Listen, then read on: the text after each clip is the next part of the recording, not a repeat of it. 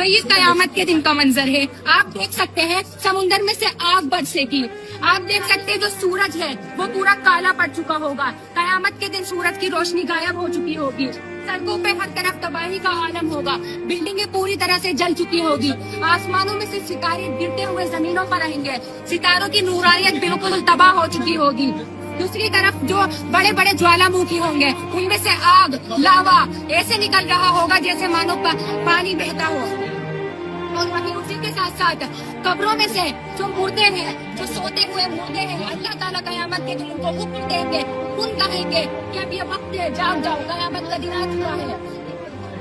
یہ سب منظر تو ہو گیا ایک طرف, لیکن اس منظر کی شروعات ہوگی تب اسرافیل علیہ السلام آئیں گے اور اپنے سور کو پھونکیں گے, اور سور کے پھونکتے ہی قیامت کا دن کا منظر آ جائے گا.